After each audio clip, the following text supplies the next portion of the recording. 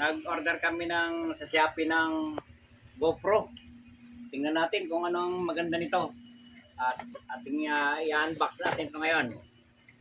Tenenen, tenen, tenen. Ito na, binubuksan na.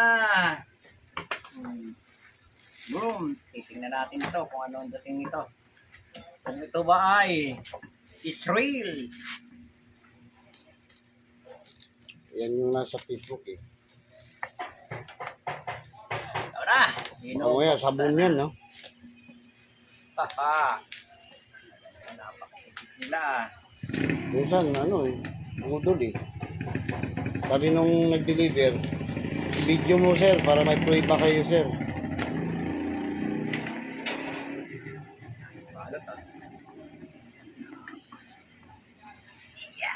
Duda pa naman ako nung ano, yung pangalawang order ko. Sabi, ba't wala pa rin?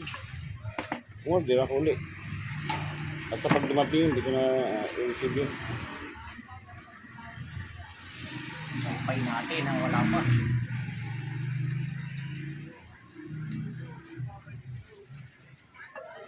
Hello guys, ito yung order namin guys na nabudol ang Daming box ito ah. unit na in-order namin.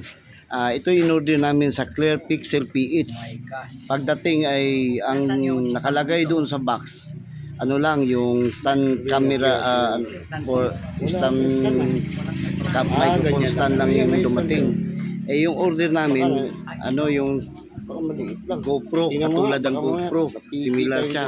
Kasi yun ang in-offer nila sa amin. So anong ano nito? Ang dami naman nabudol na mga ganito. Pagka dumarating yung product, iba yung dumarating. Comment na lang guys kung ano yung maitulong sa amin para may paripa namin tong items na nakuha namin. Walang ano? Walang laman. Puta. Ay.